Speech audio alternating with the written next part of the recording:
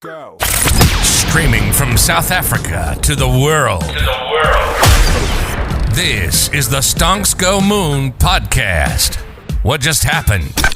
We break it down so you don't have to. Welcome everyone to the Stonks Go Moon Podcast. Hackers don't sleep, compliance never slows down, and AI, it's now both a threat and the defense. Today's guest sits at the center of it all, building smarter ways to keep businesses safe before the breach even happens. Ladies and gentlemen, my guest today, Jacob O'Brien, founder and CEO of Hackware and XGRC software. Welcome to the pod. Thank you so much. I'm really honored to be here, and thank you for having me. Only my pleasure. 15 years in tech, multiple ventures, and now running 2 cybersecurity firms. My man, where do you get the time to sleep? Do you have any children? Do you have any hobbies? Well, business at this point is my hobby, but I got one little boy and a wife. So. but sleeping comes like third or fourth on the hierarchy. Just don't take any ketamine, as the tech bros like to do. But let's rewind a bit. When was sort of the moment that you realized, hey, this is what I want to do with a living? Because a lot of people go into tech, but cybersecurity and compliance is quite niche. So when did you know that's what you want to do with your life? So both of them kind of happened independently. From a compliance perspective, I think most guys in tech already understand, the organization's going to go for like a ISO 27000 or something along those lines. So you kind of get used to it. But what I noticed in my career was every solution out there is firstly boring, and secondly difficult to get to a point where you could use it. So I decided I want to change that, and then XGRC was born. And then Hackware came a little bit afterwards. So I'm struggling to sleep at night having very important customer data on XGRC. So, with my experience or history in cybersecurity, I decided to create something that would allow me to sleep. And that's how Hackware was born. And then you had a baby. And then the process starts all over again because you're not sleeping. Cool. So I had to go and research what an AI pen test is, or AI doing pen tests, because this to me is a pen, and testing it is writing on a piece of paper to see how it works. So describe to me in layman's terms, what is an AI pen test and why is it so important? Okay, so firstly, if we look at a pen test, that's essentially an exercise an organization would go through to make sure that they've set up everything very securely. And that can happen in many different forms.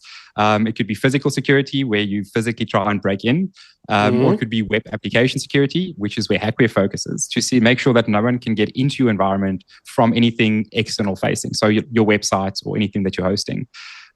What we did with Hackware was creating a model that would do those tests in the same way that we would do a pen test, but just in like a very different way. How different?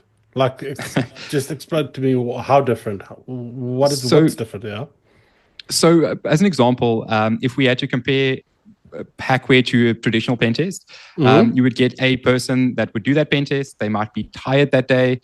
They might not have a great day, so having a fight with their spouse, and all of those factors would affect your pen test. Where Hackware from a model is cold, it'll do exactly what it's supposed to do, and it'll do it exactly the same way, from your almost structured way every single time. So it won't miss anything.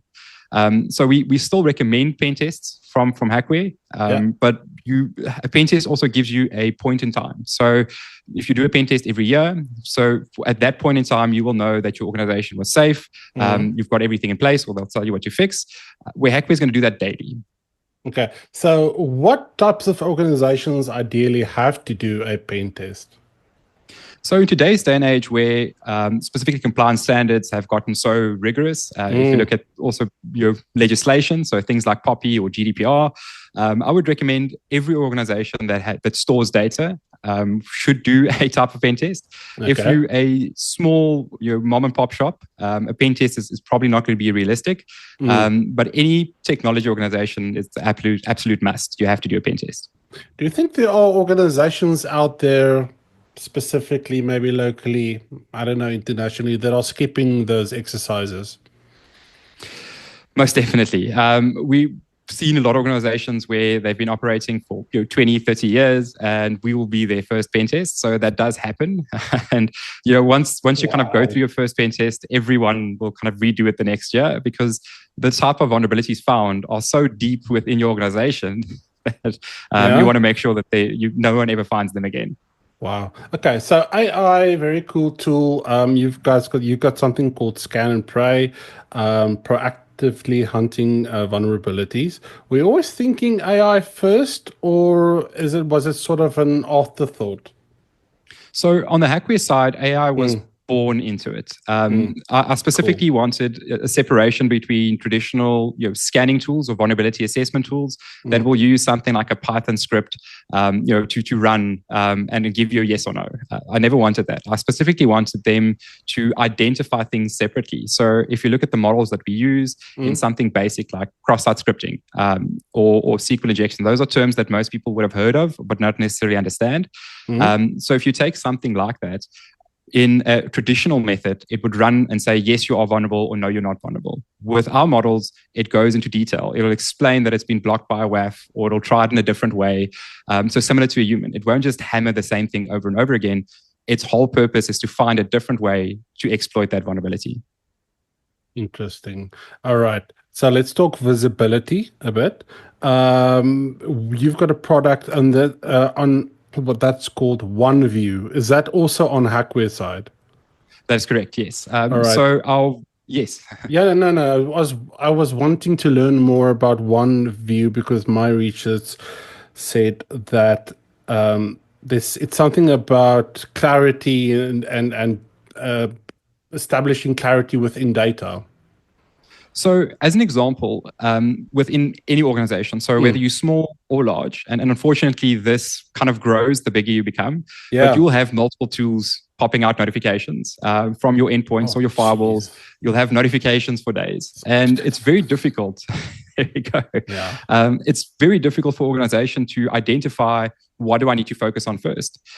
Even for consultancies assisting companies, you spend so much time accumulating information to make a decision on that we wanted to make that instant. So you immediately have a view of your whole organization. So anything IT, OT, or security related is in one place where you can view it, one login where you can see everything, and it just cuts down on time and your decision making. Jeez, I think I need that for my personal life. Just if I just think about my cell phone and apps going off and just creating so much noise, I can even imagine in a large company, it's going to be even more disconcerting. Right. Let's jump into the compliance side of things. And apologies, this might sound a bit rude, but compliance tools isn't the first thing that I think about when I'm talking about sexy tech. It's most probably a bit boring, but you guys have built something that's seemingly a bit better. No, 100%. So what we've done is, like I mentioned earlier, is remove the boring, first of all. So, making sure, again, everything happens in one place. Yeah. It becomes like a living organism. Everything that you touch and change, guides you on that ISO journey versus someone just giving you a checklist to fill in. Uh-huh. How many regulations does a small to medium company have to sort of adhere to on a yearly basis? Just give us an idea. So, I mean, in general, it's actually quite substantial. I mean, regulations like GDPR and POPI are going to apply to you whether you've just started or whether you're a well-founded organization.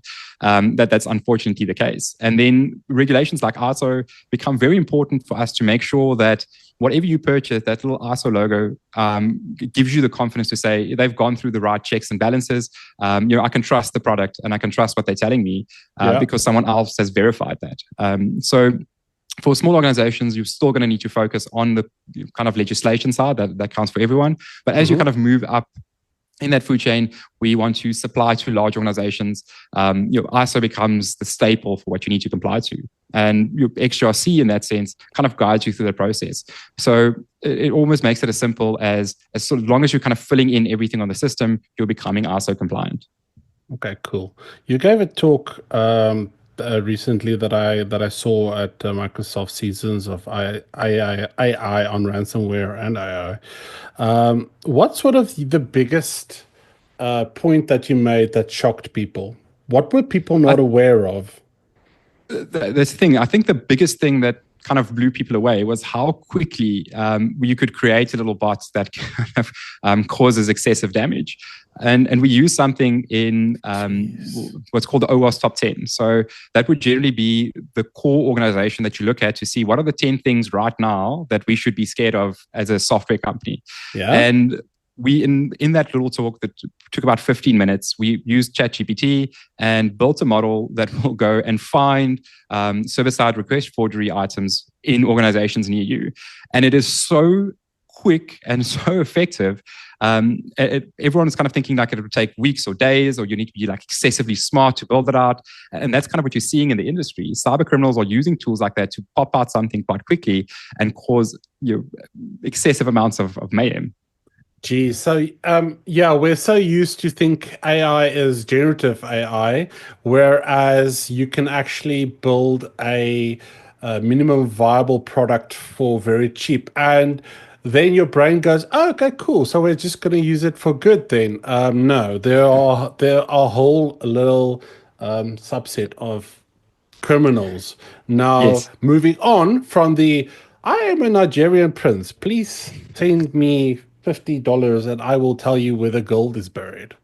No, 100%. Because in the past, you'd be able to pick up on spelling mistakes, or it would be something consistent like your Nigerian prince. And now you've got something that will fix the tool, or like fix spelling mistakes, create a new story for you. So like it becomes a lot more difficult to identify if it's a human or if it's a scam. Jeez. Okay. So what's sort of your what do you think you've done differently as a leader in these two companies? Because I see you picked up CEO Monthly's award as most influential CEO in Eastern Cape for 2024. That's a massive achievement in this country. What have you done differently in the industry than your peers? If I think of what I've done differently, I would say that I lead from the trenches. So I still code. So I'm there with every engineer. I'll assist and support. I'll still make sure I meet on both companies, every partner, at least once every couple of months. So I'm not kind of sitting in a different area, only focusing on strategy. I'm physically getting my hands dirty, and the teams can see that. They know that I can relate to them because I'm doing what they're doing as well. And it's always good to still show you've got what it takes to lay down some code. Keep the pencil sharp, so to speak. What's your feeling on this term vibe coding, which is basically just using AI tools to tinker around with ideas? I mean, it's sort of a buzzword at the moment. I understand you still need to be able to know how to code, how the fundamentals work, and everything. But saying that, we are seeing interesting things popping out. See, the thing is, getting to a minimum viable product or MVP is one thing, but vibe coding in an actual application becomes frightening. And the reason for that is you've got multiple people pushing in code, and if something breaks, you're going to need to know how to fix it, specifically if it's in production. You're going to have customers that are going to be waiting for this fix to be resolved. And if it's something that kind of pulls down the environment, you're going to be in very hot water. So, I would make sure, again, AI is fantastic to use as a tool, but it can't be the dev or the engineer doing the work because you need to understand what it's doing. So if you're stuck in a problem, kind of giving my age away at this point, but for me, I'd have to use something called IntelliSense, which means you type a word, press spacebar, and they'll give you a few options of what you might have meant. And then later you got Stack Overflow or Stack Exchange, where people would go to find answers. And now people just use ChatGPT, which is great because you can get to that solution quicker. I think you just need to understand what solution you're putting into your environment. But don't you think if they're going that route, it makes the vulnerabilities that much more scarier? Yes, because essentially, immediately, if you don't know what you've put into that environment. You don't know how it works. You just know it works, which is a whole different conversation. But that is where things become critical, because you can't understand how to fix vulnerabilities if you don't understand what you've put into that application. But on the other hand, it makes cybersecurity that much more valuable going forward, because if in this AI environment and these tools that we're pushing, we need more companies like yours more than ever. Oh, that is a positive as someone being in the cybersecurity industry. We've actually even created a module that will review your code, and it will pick up different things like AI generated code. Cool. If you're leaving any kind of vulnerable elements in your code base, because it's become such a large thing, organizations are scared of what's being pushed out into their production environments. Awesome. Jacob, thank you so much for joining me today. If the listeners want to go and connect with you and find out more about what it is that your companies do, and maybe I would strongly suggest get a pen test done, where can they do that? So they can reach me on any of the socials. I'm always Jacob O'Brien, something with a 3. So you'll spot me immediately. And so people can reach out, whether it's LinkedIn, Twitter, or X now, or to go directly to our website, which is hackware.com. We're always keen to chat to anyone. A lot of people just reach out with questions, so we're always friendly and willing to help out. So make contact. Awesome, man. It's got cool posters in its background. That's a good bonus. Jacob, we'll put all the comments up. We'll put all the links in the comments. Thank you so much for joining me today. And to our listeners, peace, love, and prosperity. I will catch you in the next one. Cheers.